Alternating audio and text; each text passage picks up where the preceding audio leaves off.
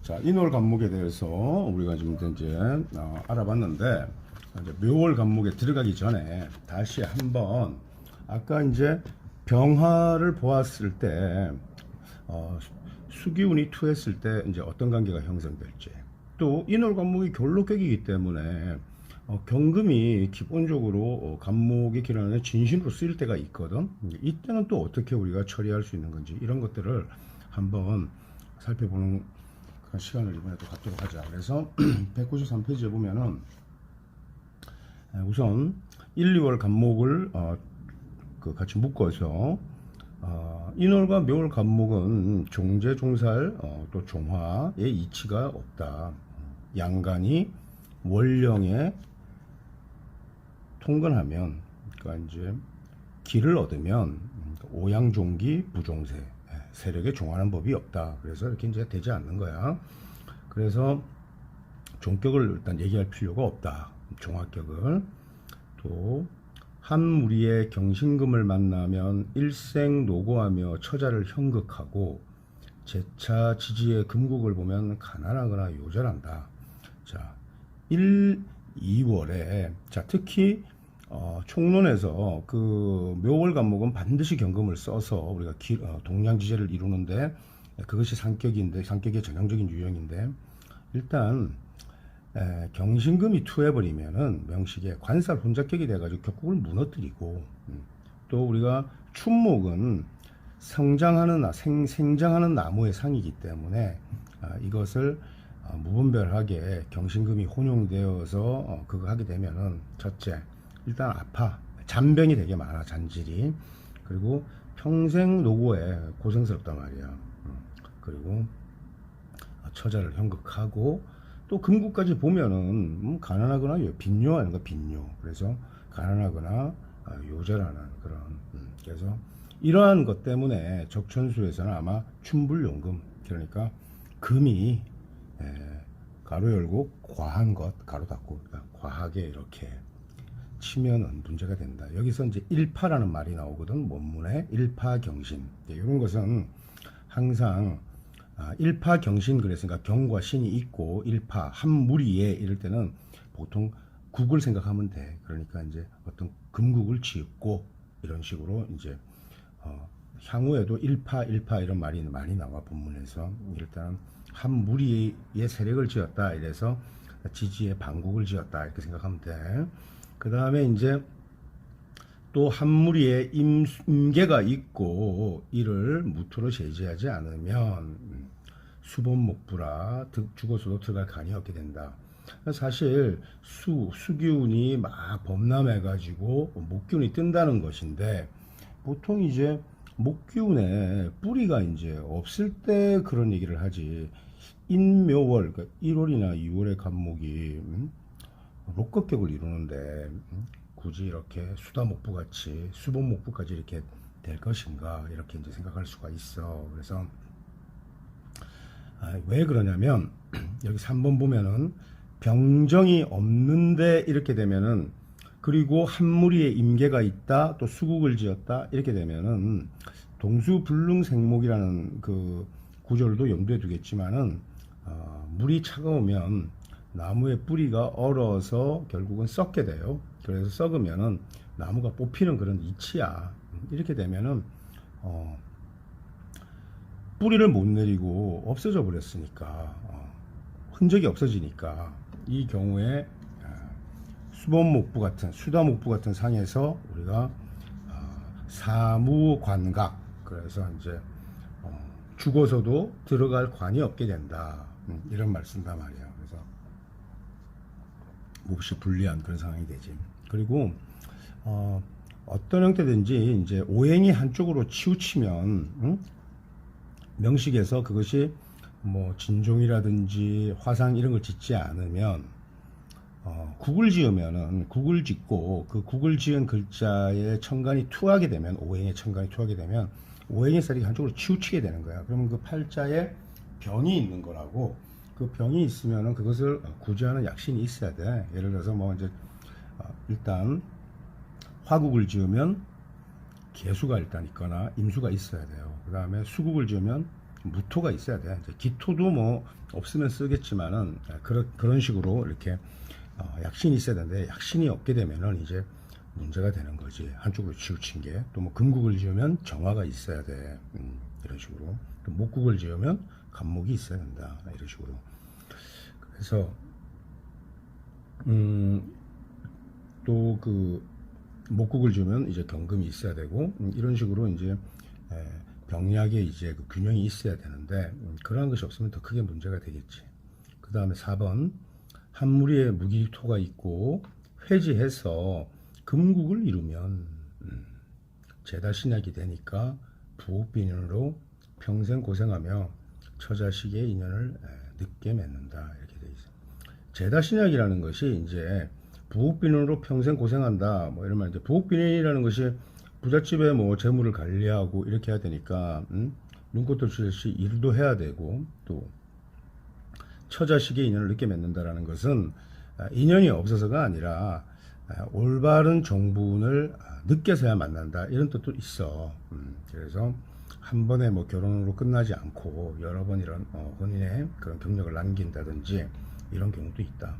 그럼 5번 경금이 없고 정이 투하면 역시 문성에 속하니 목화통명의 상에 이르고 이 경우는 이제 묘월 간목의 경우에 사실은 얘기하는 거야. 또 상관 생재격이 되면 인물이 총명청하고 준수하다. 상관을 쓸 때는 겁재가 뒷받침이 되어주는 게 상관의 수기를 100배에 이르게 한다라고 했지. 그래서 인월 간목보다 묘월 간목이 정화를 볼 때 이때야말로 목화통명의 전형이다라는 말이 있을 정도로 수기가 빼어나단 말이야. 그리고 그것이 다시 토를 생재해서 이렇게 되면 굉장히 그 부자가 될 수 있어. 판단력이나 성견지명이나 통찰력이 아주 있다라고 이렇게 얘기해야지. 최근 같으면 시장을 보는 능력이 뛰어나다 이렇게 우리가 얘기해도 손색이 없어. 그 다음에 6번 하나의 개수가 정을 상하면 다만 도가 두터우나 유림의 선비와는 거리가 멀다 이렇게 얘기했어. 자, 요 부분도 마찬가지로 이제 여기서 원문에서 인월과 그러니까 이제 정이월 간목 그러니까 인월과 묘월 간목을 얘기했는데 요 경우도 사실은 묘월 간목에서 일단은 포커스를 둬가지고 생각해 보자고. 그러면 묘월 간목이 정화를 보면은 그것은 과상간이 돼, 그지? 정확하게 과상간이 되는데 그 과상간이 개수가 이렇게 치면은 말이야. 그 사람이 굉장히 인수가 있고 상관이 있으니까 원래 상관 폐인이나 인수 용상의 격국은 굉장히 뛰어난 사람의 격국이야. 그런데 이렇게 가상간의 유형을 상정하고 그것을 개수가 치면 유림의 선비와는 거리가 멀다라고 했다는 것은 뭐냐면 선비가 여러 공부하는 여러 계층이 있는데 유림의 선비라는 것은 관리로 출사한다는 것을 전제한 그런 선비란 말이야. 그래서 실제적인 성과를 이루고 직분을 갖게 되지만 이렇게 발효상관이 되면은 도가 두텁지만 지식이 무겁고 아는 게 많지만 그것이 출세하고는 거리가 멀어진다 이렇게 얘기하고 있는 거야. 자, 7번 한번 볼게. 혹 사주에 개가 많아서 목을 자윤하나 정화를 상멸하게 만들면 그 인물이 올빼미와 같은 간사한 영웅이 되어 조조와 같이 마른 청산유소나 행동은 바르지 않고 웃음 속에 칼을 갖추는 그런 간교한 영웅이 된다 이렇게 이제 했어. 자, 이것도 우리가 잘 한번 살펴봐야 돼. 조조는 뭐 삼국지에 나오는 아주 그 난세의 영웅이라고 할 정도 간교하게 교웅으로도 이렇게 묘사되어 있고 또 삼국지의 진정한 승자로 이렇게 어쨌든 한 나라의 패권을 잡았으니까 굉장한 위인의 명인데 자 개수와 정화가 춘목에서 투했을 때 있잖아. 만약에 이것이 신간격에 예를 들어서 신간격의 정화, 이제 정화를 쓰는 그 과상관이 되었을 때, 그러니까 정화를 용할 때 개수를 보게 되면은 이미 유림의 선비와는 거리가 멀다고 했으니까 명식을 망치게 된 거야. 하지만 인월 간목과 같이 그런 경우에 인월 간목에서 만약에 정화가 투출했다고 하자고, 그러면은 이 경우에는 진상관이 되는 거란 말이야. 진상관이 되면은 명식이 진상관의 경우에 이것이 만약에 개수, 그러니까 상관 폐인격이 된다 이렇게 되면은 격국이 결코 상한 게 아니라고. 이렇게 되면은 그것이 격국을 망쳤다고 볼 수 없기 때문에 여기에서 뭐 예를 들어서 조조 같은 그런 영웅의 명을 우리가 묘사한다고 하면은 이때 그 정화와 개수의 관계에서 정화는 진상관 같은 유형이었다고 우리가 가정을 해야 되는 거야. 상관으로서 일단 상관격이 돼서 신약한 명에서 개수를 용하게 된다면 그것이 격국이 몹시 뛰어난 격국이 되지 않겠어? 그러니까 그 명식의 긍정적인 면이 훨씬 더 드러나는 거야.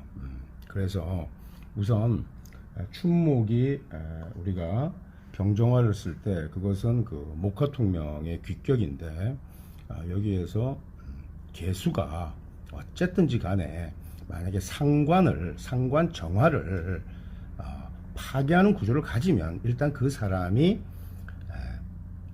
굉장히 그 언해일치가 되지 않고 또 소리장도, 그래서 웃음 속에 소리장도라 그래. 그 192페이지 마지막 원시 맨 마지막에 보면 소리장도라고 적혀 있지. 웃음 속에 칼을 감추는 그런 간교함 있는 품성은 품게 돼. 그런데 이제 그런 품성을 가지고 그 사람이 성공하느냐 하지 않느냐의 문제는 이제 격국의 성패 여부에 달렸단 말이야. 그래서 정화가 인월 간목 같은 경우에 만약에 이런 경우에는 상관격으로 해가지고 진상관이 되어서 개수를 봐가지고 상관 폐격이 되면 굉장히 격국이 높은 걸로 이렇게 봐야 되고, 묘월 정화 같이 해가지고 예를 들어서 묘월 간목에서 정화 같은 경우에는 가상관으로 규정될 가능성이 굉장히 높잖아. 이때 개수가 있으면은 그것은 파료상관이 되어서 격국을 완전히 망쳐가지고 세속적인 성취는 볼 수 없다는 거야. 다시 한번 얘기하면 조조가 예를 들어서 세속적인 성취를 하지 못했다고 얘기할 수가 없는 거야. 조조는 굉장히 세속적인 성취를 했단 말이야. 그럼 조조 같은 경우에는 묘월 간목이 정화를 본 가상관의 유형은 아닌 거야. 그러니까 인월 간목이 정화를 봤다면 진상관이 되어서 개수를 봤기 때문에 그때는 상관 폐인격으로 성격이 되었다라고 이렇게 우리가 판단할 수 있는 거지. 가정할 수 있는 거란 말이야. 무슨 말인지 알겠어? 자, 그 다음에 194페이지 한번 보자. 선생님이 이제 그 녹음 파일을 주면 이렇게 듣다가 무슨 말인지 알 때는 잠깐 녹음을 끊고 한번 가만히 생각해보고 다시 또 이렇게 강의를 들으면 될 것 같아. 그 다음에 194페이지에 인월과 묘월 간목은 원령에서 노강하여 정하는 법이 없다. 이제 숙달이니까 아까 이제 그 일람편에서 원시 직역한 것을 다시 해석해 주는 거니까 같은 얘기고, 록극격의 간살이 모두 투하고 제복됨이 없으면 응당 합격이 되겠지, 관설론적격으로. 그래서 금을 목임지 내면 잔병이 많고 요절한다. 그 다음에 밑에 이제 인월 간목이 경신이 투한 이제 그 명식 이제 유형 예제가 있고, 춘목은 당왕하여 인수의 생을 필요로 하지 않는다. 뭐 크게 요하지 않는다는 거지. 그 다음에 인수가 너무 많으면 당연히 음농습중에서 오히려 생기를 손상당함으로 불리하고, 그 다음에 이것도 이제 인묘월을 지금 우리가 인월과 묘월의 얘기지, 진월에는 수기를 굉장히 이제 용신으로 쓰기 때문에 그렇게 판단하면 안 되는 거지. 그래서 초춘의 한기가 남은 시점에 임계수가 무기토의 제지를 당하지 않으면 죽어서도 들어갈 간이 없을 정도로 불리하다고 했다.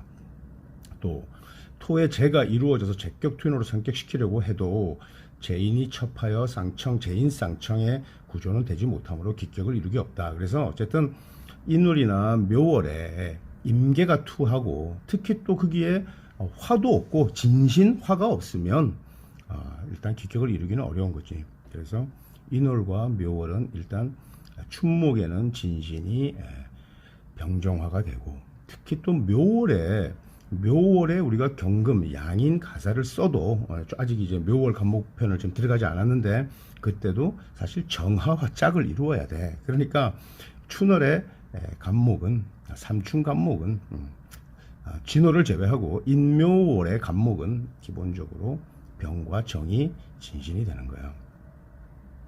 그 다음에 록겁 용제격이 칠사를 보게 되면 제다신약으로 파격되어서 평생 노고를免기 어렵다 이렇게 되고, 그 다음에 정화가 투하고 상관생제를 이루면 기명이 된다. 이때 경금을 보면 목화 통명을 논할 수 없다 이렇게 얘기했고, 상관이 제사를 동시에 보면 격국은 파격되기 마련이다 했는데, 선생님은 예를 들어서 인월이나 묘월 간목이 생시에 병정화를 두면 비록 경금이 연월에 투했다고 해도 목화 통명의 상을 지었다라고 얘기해. 그 다음에 조화원역 평주에서는 인묘월의 간목이 금을 보지 않으면 필시 재앙이 따르므로 이때는 경금을 먼저 취하고 그 다음으로 정화를 쓰는 상관가설의 격국을 높이 평가하고 있다 이렇게 되는데, 아까 얘기했지 인월이라고 해도 경금이 있고 정화가 있으면 이것은 간목의 진신조합으로 짝을 이뤘다고 해서 높은 격국으로 봐도 무관해요. 근데 그 병화와 경금이 투했을 때는 그렇게 보기 어렵단 말이야. 그래서 병화가 투했을 경우에는 그냥 경금을 별로 용납치 않는 유형이 되고, 인월 간목이 정화가 투했으면 능히 경금을 용납할 수 있기 때문에 이때는 굉장히 높은 격국으로 우리가 상관가설의 격국으로 우리가 봐줄 수가 있는 거야. 그 다음에 여기 이제 명식 예가 있는데 195페이지에 보면은 인월 간목이지만 경금이 투하고 정화가 이렇게 투했을 때 이때는 상관대설로 충분히 기격을 이룬다. 또 상관가살로 충분히 기격을 이룬다. 이렇게 얘기해도 관계없고, 적천수에 이르길 춘불용금이라 했는데 이것은 한마디로 그럼 어떻게 이걸 우리가 이 말을 춘목이 전혀 금을 용납하지 못하는 것에 대해서 어떻게 생각이 드냐, 이것은 칠살 또는 관살로 인해서 경신금으로 인해서 격국이 파격될 때 상황에만 우리가 일컫는 얘기다 이렇게 얘기하고, 그러니까 화를 보지 않고 경금이 투출했을 때 이렇게 되는 거지. 또 이미 투한 병화로 목화 통명이 성립되면 경신금의 상황을 보는 상황을 꺼린다고 했는데, 이 말은 조금 더 우리가 세밀하게 조정을 해야 돼. 그러니까 정화로 목화 통명이 성립되면 경금을 보는 것을 별로 두려워하지 않고 오히려 아주 상관가설의 높은 격국을 짠 걸로 봐야 되고, 신금이 투했을 때는 병이든 정이든 신금이 투했을 때는 그것은 그냥 가신으로 규정되기 때문에 좋지 않은 거야. 그래서 어쨌든 목에 상흔을 남기니까 잔병이나 어떤 병약 그런 잔질이라든지 아니면 곡절 같은 잦은 곡절 같은 그런 애로사항이 될 수 있기 때문에 신금은 좋지 않다. 그 다음에 목화식상은 좀체 수의 탈식을 논하는 법이 없지만 개수가 정화를 상하면 목화 통명의 길을 훼손시키는 작용을 하게 된다. 이제 이렇게 얘기했어. 근데 이 부분도 원래 이제 난강목 마스터리에서는 좀 쉽게 설명했는데, 지금 이 강의 파일에서 선생님이 좀 이렇게 여러 번 반복해서 설명했듯이 사실 상관을 진상관과 가상관으로 나누어서 설명하는 그런 교재나 이런 것들이 많지 않고 또 쉽지 않은 대목이야. 그래서 내가 여러 번 얘기했는데, 이렇게 이제 196페이지 사례처럼 인월 간목이 정화가 있고 개수가 있으면 별로 좋지 않게 이렇게 지금 묘사하고 있는데, 상관偏격으로 이때 정화는 진상관이 된 거란 말이야. 그래서 진상관에서 개수를 봐가지고 상관偏격이 되면 격국은 굉장히 높은 거다라고 지금 선생님이 몇 번 얘기하고 있어.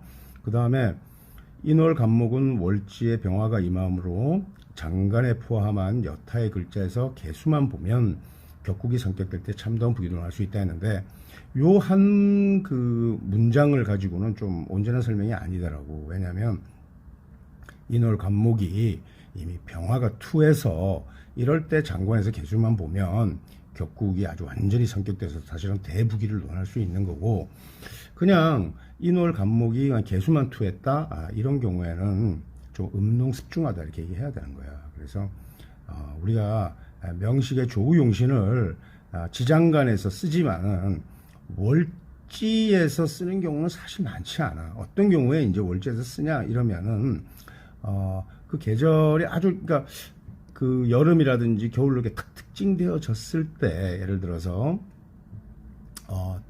몇 가지 경우에 속하지 않아. 예를 들어서 해월 신금 이러면은 신금이 이미 해월의 임수를 본 것이 되어서 그 자체로 굉장히 유리한 그 기간에 태어난 신금으로 우리가 보거든. 이런 경우를 제외하고는 사실은 월지의 장간의 그 진신이나 조우용신이 있다, 이것을 전제해 가지고 격국의 성패를 논하는 경우는 드물고 드물어. 그래서 이 문장은 조금 온전한 문장이 아니다라고 이렇게 얘기하는 거야. 그 다음에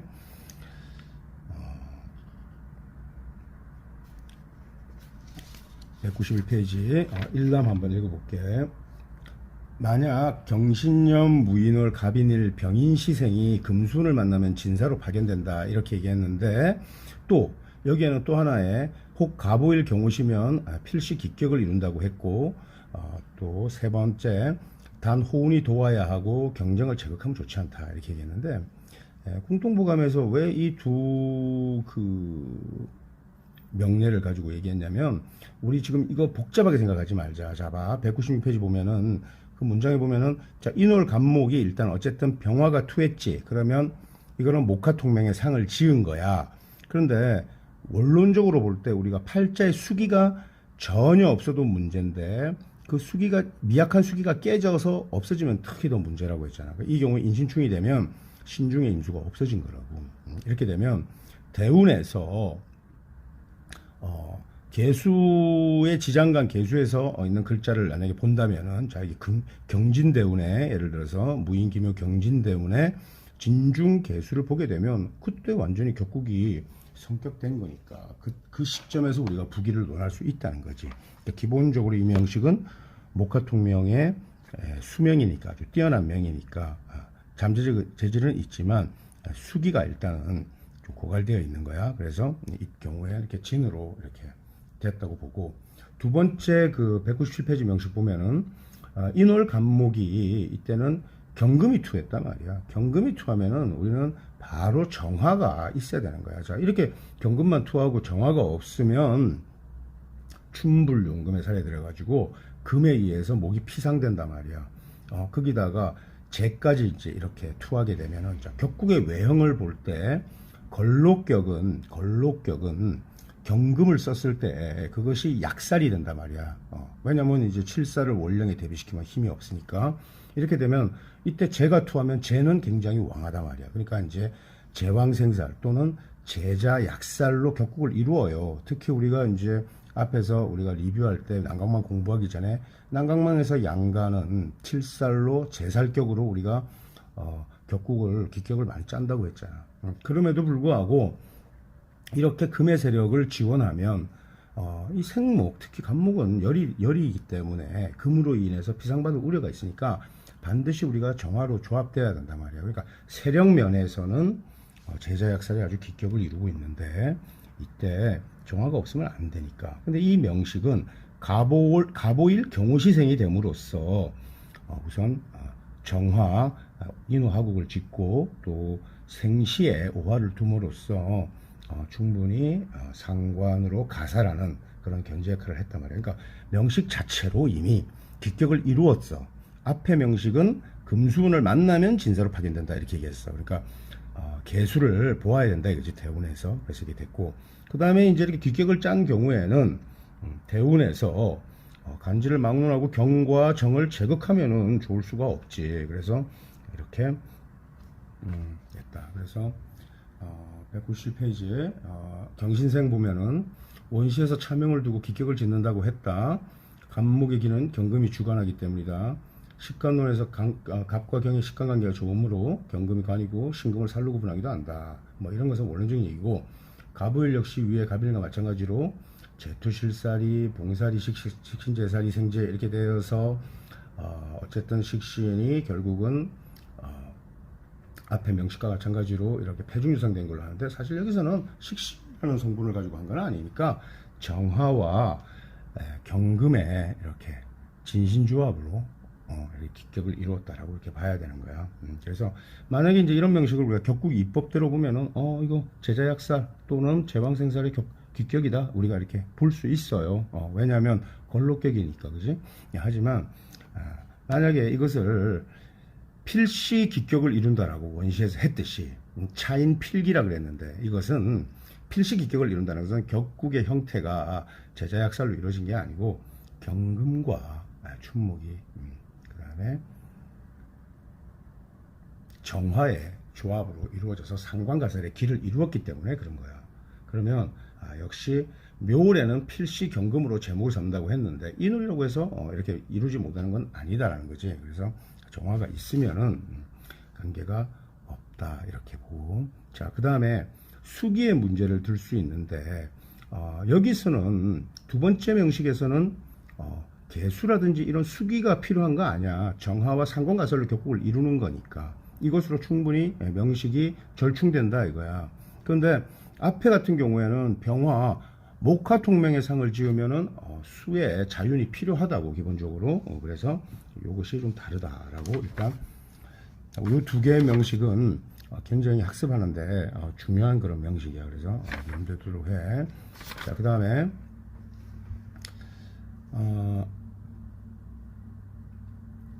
198페이지 한번 보자. 이제 일람에서 지지 금국을 이루었는데 경신금이 투출하면 불길하지. 목피 금상이라고 하고, 이것은 또 금국을 이루면은 병정으로 우리가 약신을 써서 파지 않으면 진짜 잔병이 많게 되겠지. 또 지지 화국을 이루면 설기가 태가해서 어리석거나 겁이 많지는 않아도 항상 재환과 질병이 따르며 결국 남이 알지 못하는 병이 있다. 그 다음에 보통 설기가 태가하면 어리석거나 겁이 많을 수밖에 없어. 목분하열 같이 하목이. 그러나 이때는 어쨌든 춘목이 1, 2월의 간목은 걸록격이니까 록격격이니까 그렇게 설기가 되어도 그걸 감당할 힘이 있다는 거지.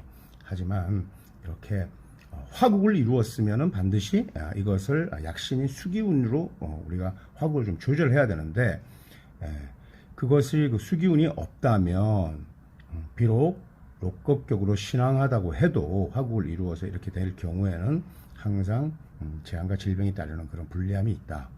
또 목국을 이루면 경금을 보아야 되겠지. 이렇게 되겠지만은 경이 없으면 필이 흉하니까 성도가 아니면 호랍이 가부가 된다. 또 수국에 무토가 투관하면 기격을 이루고, 무토의 재지가 없으면 빈천해주고 죽어서 들어갈 간이 없다 이렇게 얘기했는데, 자, 무토가 투관하는 거 하나만 가지고 바로 기격을 이룰 수 있겠는가, 여기에 대한 일단 의문이 남지. 자, 숙달에서 한번 살펴보기로 하고, 자, 고수에 이르기를 뿌리가 없는 간목은 오로지 신자진 인수에 의지한다라고 했는데, 이때 제살이 투관하면 평보로 청운에 오른다 이렇게 이제 얘기했어. 자, 여기에서는 원시의 내용이 많으니까 숙달편에서 199페이지 숙달편에서 한번 자세히 한번 살펴보자. 자, 인월과 묘월 간목은 종살이 정리되지 않고, 그 다음에 금이 지나쳐서 살왕무제에 칠상 전창격이 되며, 그러니까 칠살이 이제 굉장히 많아가지고 이렇게 보통 이제 칠살 전창격이라는 것은 칠살국을 이루고, 그 다음에 그 칠살국을 제어하는, 그러니까 이제 약신이 없으면 칠살 전창격이라 그래. 이런 경우에는 뭐 어떤 식간을 막론하고 잔병이 많고 요절할 수 있다. 그 다음에 목화상관은 원래 총명하지만 화국을 이루고 수의 배합이 없으면 목생화열격이 되니 재앙과 질병을 피할 수 없게 된다. 자, 우리가 춘목에서 우리가 목화통명의 상을 가만히 보면 이때 일원과 격국, 그러니까 체형이 전부 다 왕하다 말이야. 그러니까 궁극적으로는 체형이 다 왕하면서 식상이 왕하게 되기 때문에 임수가 필요하다, 개수가 필요하다, 투해야 된다 이런 식으로 얘기하지 않고 수의 배합이 있어야 된다 이렇게 얘기한단 말이야, 기본적으로. 그러니까 수가 전혀 없으면은 문제가 일을 수가 있지. 그래서 이때 재앙과 질병을 피할 수 없게 되고, 만약에 지지 화국까지 이룬다면은 그 폐해는 분명하고 이루 말할 수 없게 되는 그런 불리함이 있다. 그 다음에 목국을 이루게 되면은 이제 국직격이 되면은 우리가 이제 이것이 뭐 완전히 이제 일행듣기가 되든지 아니면은 이제 뭐 종안격에 완전히 그 국세를 얻은 그런 진종의 기세를 이루면은 우리가 기륭을 다시 진중하게 판단해야지. 이때 뭐 수의 배합을 논한다거나 이렇게 하면 안 되지. 하지만 보통 그런 이런 그 종격이나 또는 뭐 화상 또는 뭐 일행듣기 같은 그런 완전 진정한 그런 그 국세를 얻은 그런 격국을 찾기는 어려우니까, 그렇지 않을 때는 목국을 지으면 반드시 그것이 병이 되기 때문에 또 경금이 출간해서 약신으로 써야만 귀명이 될 수 있다는 거야. 이때 경금이 없으면 남한여가의 고독함을 명키 어렵고, 또 수국을 이루었다 이러면 또 무토의 재지가 있어야 되는 거지. 그래서 무토의 재지가 없으면은 인다용제로 성격되지 못하고 또 수범목부가 되니까 사모관각이라 했을 정도로 불리하다. 자, 이 노래 그 앞에서 설명했지만은 인묘월의 간목은 월령에 통근했기 때문에 좀처 뽑히는 법이 없을 거라고 생각하지만, 화가 전혀 배합되지 않고 화가 없는 상태에서 수국을 이룬다 이러면은 뿌리가 썩어서 뽑혀 나가기 때문에 수보목부라는 표현을 쓴다. 그래서 사무간각, 죽어서도 들어갈 간이 없을 정도가 된다 이렇게 되겠고, 그 다음에 뿌리 없는 간목에 토금의 제살이 투가 나면, 자, 인묘월에 어떻게 뿌리가 없다고 할 수가 있나? 있을 수 없는 얘기지. 그러니까 이것은 뿌리가 상했을 때를 가정하는 거야. 그러니까 이제 인신충이 되거나 이렇게 돼서 월령이 이렇게 돼서 그래도 뭐 뿌리가 없었다고 해도 신왕하다고는 할 수 있으니까 토금의 제살로 해서 제왕생살의 기격은 외형상으로 우리가 이룰 수 있다 이거야. 그러나 이때 인수라는 성분을 이제는 필요로 한다. 그래서 지지에서 예를 들어서 신자진 이렇게 지장간에 있으면 거기에 의탁해서 인수로 화살하는 효용을 거둬야만 된다. 이렇게 해서 이 경우에 사실은 뭐 격국이 외형상으로는 제왕생살격으로 굉장히 높은 격국을 짜고 있지만은 뭔가 결격 요소가 있기 때문에 청운에 올라도 평보로 오르니까 고생을 좀 한다는 얘기야. 그래서 인수의 글자가 투하면 또 어떻게 되냐, 격국이 파격될 수도 있고 이러니까 신자진 인수에 의지해야 된다. 오직 이렇게 의지해 가지고 격국을 이렇게 칠살의 흉을 우리가 그러니까 인수로 교화하면서 이렇게 좀 아슬아슬하게 이렇게 이제 격국을 짜고 있어야 된다는 거지. 그래서 인월 간목에서 인묘월에 그 뿌리가 상했을 경우에, 묵은한 게 아니고 이제 묵은하다는 표현을 이제 이런 경우에 이제 그 난강망에 썼지만은 우리는 이제 인목의 뿌리가 상했을 경우를 상정하고, 이때 제살격을 이루면 이때는 지지에서 지장간의 수기를 통해서 일단은 간목이 의지하면서 이렇게 평보로 청운에 오르는 그런 격국을 지어야 되겠다. 격국이다 이렇게 판단할 수 있어야 되겠다 이렇게 보고, 그 다음에 이제 200페이지 보면 범삼춘 간목 용경자 토이처 이래서 삼춘이 경금을 용하면 토가 아내요 금이 자식이다. 이렇게 난강망에서는 육친법을 있잖아. 이렇게 이제 용신이 정해지면 그것을 자식으로 보고, 또 그것을 이제 생하는 글자를 아내로 보고, 또 정을 용하면 목이 아내요 화가 자식이 되는데, 그 글자가 어디에 있느냐, 그래서 조용신이 어느 자리에 있느냐를 따져서 그 조용신이 건전하면 그 육친의 건전성도 보는 그런 방법을 써요. 근데 이제 육친론이 굉장히 이제 여러 가지를 고려해야 된다는 것을 그 정의는 이미 알고 있을 거야. 그래서 설하고가 뭐 여러 가지 이제 공부를 하고 이럴 때 육친론이 어려우니까 결국은 이제 난강망에서 말하는 이 용신을 가지고 굉장히 여기에 집중해서 이제 설명하고 이렇게 했는데, 사실은 그렇게 이제 이렇게 간단하게 정해지는 건 아니야. 그래서 뭐 육친궁에서 뭐 예를 들어서 그러면 해당 용신이나 희신이 없을 때는 그럼 육친궁이 아주 완전히 불건전하다라고 우리가 규정할 수도 없기 때문에 이것을 그대로 받아들이기가 좀 쉽지 않은데, 그래서 내가 이제 난강망은 팔자의 희용을 단지 처자의 육친의 관계에 비유해서 중요성을 논했을 뿐 그것으로 실제 육친의 덕을 시사한 게 아니다. 이렇게 내가 이제 단정을 했는데 이것은 조금 또 경솔한 견해일 수 있어. 이거는 이제 실제적으로 예를 들어서 우리가 이제 목화 통명에서 뭐 예를 들어서 병화가 생시에 투했어. 그러면 그 병화가 생시에 투했을 때 그 진신이 생시에 투관했기 때문에 그건 자식궁에 해당되잖아. 이런 사람들 보통 자식의 덕이 두텁다라고 판단할 수 있어. 그러니까 이렇게 분명하게 격국이 성격되고 이런 경우에 한해서는 난강망에서 말하는 이 육친법을 가지고 응용해도 크게 벗어나지는 않기 때문에 이것은 사실 또 유용한 그 설명이라고 우리가 볼 수도 있단 말이야. 그래서 여기에 우리가 뭐 완전히 매몰되어서 이것을 막 이렇게 이 간법으로만 육친을 살피는 것은 좀 문제가 있지만은 그것을